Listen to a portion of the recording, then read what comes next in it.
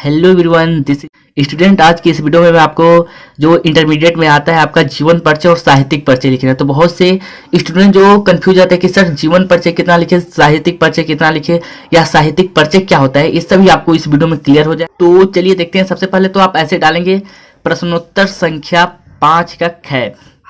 आपका जो भी हो 5 6 जो भी क्वेश्चन नंबर हो आप ऐसे करके डालेंगे। उसमें भी आपका जैसे कि यहाँ पर मैंने जो बताया है, यहाँ पर जो है कवि का जो जीवन परिचय है, या कह लीजिए कवित्री है ये, मतलब एक आता है लेखक और एक कवि का। तो इसमें हमने कवि वाले को मतलब टेकन किया है, लिया है, यानी कवित्री है आपकी महादेवी वर्मा जी। तो अब देखिए जीवन परिचय वहाँ पर लिखा हूँ मैं, साहित्यिक परिचय इधर, उसके बाद से कृतियाँ, उसके बाद से साहित्य में स्थान। बहुत ही छोटे में और बहुत ही अच्छे आप लगेगा, इसको देखेंगे बस एक एक करके आप देखते रहिए। तो आपको मान लीजिए 5 का ख में कम से कम 3 ऑप्शन दिया होता है, किन्हीं तीनों में से आपको एक पर जीवन परिचय लिखना होता है और साहित्यिक परिचय और कृतियाँ उनकी रचनाएं के बारे में। तो चलिए देखते हैं आप कैसे लिखेंगे इसको। सबसे पहले आप हेडिंग डालेंगे जीवन परिचय, सेम ऐसे लिखेंगे प्रश्नोत्तर संख्या 5 का ख, उसमें सेकंड है तो सेकंड यहाँ पर लिखेंगे, थर्ड है तो थर्ड, जिस नंबर पर जिस लेखक का मतलब या कवि का दिया हो वो लिखेंगे। सेकंड नंबर पर मान लीजिए है तो आप महादेवी वर्मा सेकंड डाल के ऐसे लिख देंगे। उसके बाद से आप यहाँ पर लिखेंगे जीवन परिचय।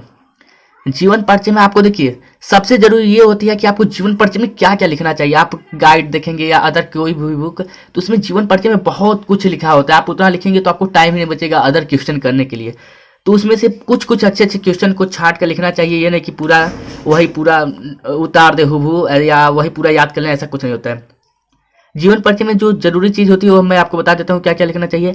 एक तो पहले जन्म किस सन में हुआ था, जन्म स्थान कहाँ था, फिर से उनके पिता का क्या नाम था, माता का क्या नाम था, इनकी शिक्षा कहाँ हुई थी, और इन्होंने किस किस मतलब कह लीजिए किस किस क्लास या कह लीजिए कौन सी शिक्षा ग्रहण किए, और फिर से इन्हें क्या क्या पुरस्कार मिले, और इनका फिर से मृत्यु कब हुआ था। ये इतना लिखेंगे जीवन परिचय में। साहित्यिक परिचय में देखिए साहित्यिक परिचय क्या होता है, साहित्यिक योगदान, यानी कि उन्होंने साहित्य के क्षेत्र में क्या क्या विकास किए। तो देखिए अगर उनको कोई पुरस्कार मिलता है, जैसे कि यहाँ पर ज्ञानपीठ पुरस्कार है तो उसे लिखेंगे। फिर से यहाँ उनका एक बहुत ही महादेवी वर्मा का एक चांद्र पत्रिका था, बहुत ही फेमस था, उन्होंने प्रकाशित किया था, संपादन की थी, चांद पत्रिका लिखेंगे। यानी साहित्य के क्षेत्र में यानी हिंदी के क्षेत्र में उन्होंने क्या क्या किया। फिर से सरिया पुरस्कार उन्हें मिला था, मंगला प्रसाद पारितोषिक पुरस्कार मिला था। फिर से भारत के जो राष्ट्रपति थे उन्हें पद्म भूषण की उपाधि प्रदान किए। फिर से साहित्यकार संसद की स्थापना इन्होंने की थी। उसके बाद से कृतियाँ होती हैं, कृतियाँ यानी रचनाएं ही। तो इनकी क्या क्या कृतियाँ थी, तो इसमें जितना आपको याद हो, 2 हो याद हो 3 हो ऐसे लिखेंगे। उसके बाद से साहित्यिक में स्थान 2 लाइन का लिखेंगे। इससे ज़्यादा आप नहीं लिखेंगे, क्योंकि इससे ज़्यादा लिखेंगे तो आपको अदर क्वेश्चन करने की टाइम ही नहीं मिलेगा। अब चलिए देखते हैं कैसे लिखेंगे। अब आपको क्लियर हो गया होगा क्या क्या चीज़ें लिखनी है। जीवन परिचय में मैंने बताया क्या जन्म स्थान महत्वपूर्ण है, उसके बाद से सन, फिर माता पिता का नाम, उसके बाद से मृत्यु, और कौन सी इन्होंने शिक्षा ग्रहण की थी। अब देखिए कि करके देखते हैं। जीवन परिचय हेडिंग डालने के बाद लिखेंगे महादेवी वर्मा का जन्म फर्रुखाबाद। देखिए फर्रुखाबाद आया है तो इसको आप ब्लैक पेन से लिखेंगे कि एक शिक्षित परिवार में सन 1907 ईस्वी में। तो सन 1907 ईस्वी, इसको भी आप ब्लैक से लिखेंगे, जिससे कि एग्जामिनर जो कॉपी चेक करेगा उसे तुरंत पता चल जाएगा कि हाँ इनका जन्म ऐसे, नहीं तो वो खोजता रह जाएगा कि कहाँ कब जन्म हुआ था। तो थोड़ा सा मतलब डिसअपॉइंट हो जाएगा, थोड़ा नाराज हो जाएगा कि बच्चे को लगता है राइटिंग स्किल नहीं है, यानी लिखने का तरीका नहीं मालूम है। तो ये आपको ये सब चीज़ें ध्यान रखनी है। में हुआ था, इनके पिता का नाम श्री गोविंद प्रसाद वर्मा। आपके हिसाब से जो अच्छा लगे कि हाँ इसको हाईलाइट करना चाहिए, उससे आप हाईलाइट करते जाइएगा। जैसे उनके पिता का नाम मैंने हाईलाइट कर दिया, फिर से वहाँ तथा माता का नाम हेमरानी था, उनके माता का भी नाम मैंने हाईलाइट कर दिया है। अब आते हैं फिर से इनकी प्रारंभिक शिक्षा इंदौर में और उच्च शिक्षा प्रयाग में हुई।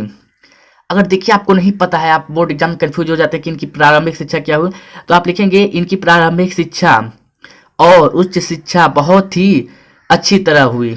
आप बस इतना लिख देंगे। मान लो आपको लिखना तो है ही कुछ ना कुछ, क्योंकि क्वेश्चन दिया है तो कुछ ना कुछ लिखना है। तो आप नहीं मालूम है इंदौर और प्रयाग, तो आप कुछ लिख देंगे जिससे ये लगे, क्योंकि देखिए बोर्ड एग्जाम जो कॉपी चेक होते हैं वो सबसे ज़्यादा फोकस किस पर करते हैं, इनका जन्म स्थान क्या है, सन क्या है, इनके माता पिता का नाम और मृत्यु कब हुआ था। ये तीनों आपका सही है, 3-4 पॉइंट, तो आपको टोटल नंबर मिलेगा, आपको कोई नंबर नहीं कटेगा। तो उसके बाद से इन सब पर उतना एग्जामर टाइम ही नहीं देता, क्योंकि वो एक एक लाइन नहीं पढ़ता है, एक एक लाइन पढ़ेगा तब तो काफी लंबा हो जाएगा। फिर से लिखेंगे, इनका विवाह 9 वर्ष की अल्पायु में ही हो गया था, परंतु इनका दाम्पत्य जीवन सफल नहीं था। इतना लिख दिए, एक कहानी की तरह आप याद कर लिए बस। उसके बाद से फिर से आप लिखेंगे, इन्होंने नारी स्वातंत्र के लिए संघर्ष किया, परंतु अपने अधिकारों की रक्षा के लिए नारियों का शिक्षित होना भी आवश्यक बताया।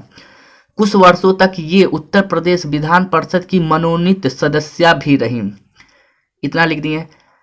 उसके बाद से देखिए, बस आप जीवन परिचय में ज़्यादा नहीं लिखेंगे, क्योंकि इंटरमीडिएट लेवल पर जो सबसे जरूरी होता है वो साहित्यिक परिचय होता है, उसमें ज़्यादा लिखना होता है और अच्छा लिखना होता है।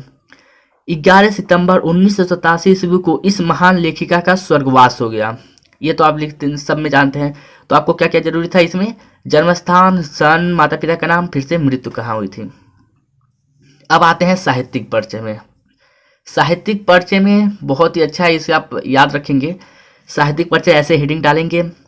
उसके बाद लिखेंगे, नवंबर 1983 ईस्वी में यामा पर ज्ञानपीठ पुरस्कार से इन्हें सम्मानित किया गया। देखिए, यामा जो इनकी कृति थी ये बहुत ही फेमस है, आप इसे हमेशा याद रखेंगे। इसी इन्होंने ज्ञानपीठ पुरस्कार दिया था। कभी कभी बहुविकल्पी में ऐसे पूछ देता है कि महादेवी वर्मा के किस कृति पर इन्हें ज्ञानपीठ पुरस्कार मिला। 4 ऑप्शन दिया रहेगा, जैसे ऐसे ऐसे करके निहार, रश्मि, नीरजा, उसके बाद से एक यामा दिया रहेगा, तो उसमें यामा पर।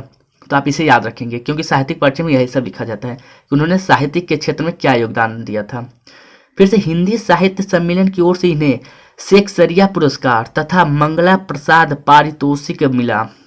ये दोनों पुरस्कार इनको मिला था साहित्यिक सम्मान के तौर पर, सम्मेलन में, साहित्य सम्मेलन में इनको मिला था।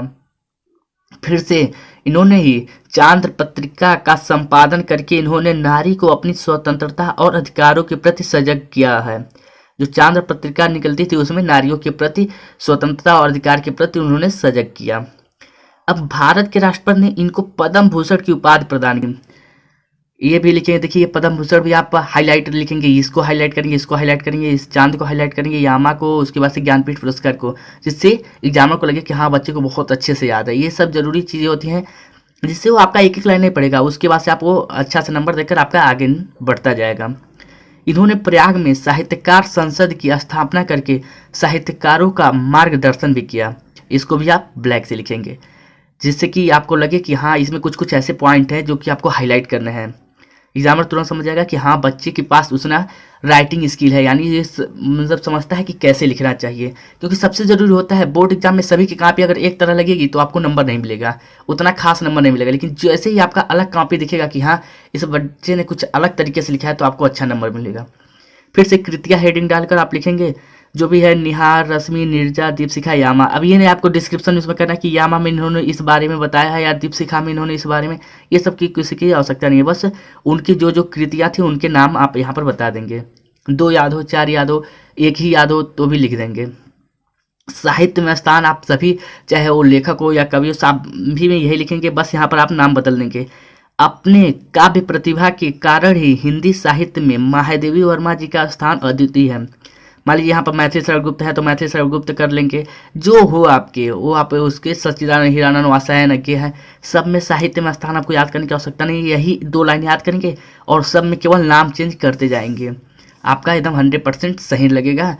जिससे कि अब होगा कि साहित्य में स्थान भी आपकी टॉपिक कंप्लीट हो जाएगा। उसके बाद से कृतियाँ भी, साहित्यिक परिचय भी और ऊपर जो है जीवन परिचय भी, और ऐसे डालेंगे। आप देख सकते हैं कितनी अच्छी लगेगी आपकी कॉपी अगर ऐसे लिख लेंगे। देखिए हमने खुद अपनी कॉपी को मैं दिखा रहा हूँ स्लो थोड़ा मोशन में, आप देख लीजिए, बहुत अच्छी लगेगी जब आप ऐसे लिखेंगे। हाँ एक चीज़ का आप ध्यान रखिएगा, ज़्यादा कटपीट ना हो। जैसे कि अभी मैं दिखाता हूँ, मेरा यहाँ पर कुछ कटपीट हुआ है तो मैं उसे किस तरह कट किया हूँ, ऊपर अभी कहीं दिखेगा। वैसे तो अभी कहीं कटपीट नहीं नज़र आ रहा है कि मैं आपको दिखाऊँ। जैसे कि ये स्वातंत्र में थोड़ा सा गलत हो गया था, यहाँ पर यर रहना चाहिए तो मैं पूरा त्र बना दिया था, तो इसमें हल्का सा मिक्स करके आप लिख देंगे, जिससे कि मालूम चले कि स्वतंत्र। ये नहीं कि आप इसे काट कर पूरे अच्छे से लिप कर इधर करेंगे, ऐसा नहीं करेंगे, जिससे नहीं तो काफ़ी भद्दी लगती है फिर से। तो ये वीडियो आपको काफ़ी पसंद आया हो, क्योंकि आप लोगों की काफ़ी डिमांड थी इस वीडियो को कि सर जीवन परिचय कैसे लिखें बता दीजिए। तो इस वीडियो को अपने दोस्तों के साथ भी शेयर करें और जहाँ तक हो सके इस वीडियो को लाइक करें, अधिक से अधिक शेयर करें। मिलते हैं नेक्स्ट वीडियो में, तब तक के लिए गुड बाय।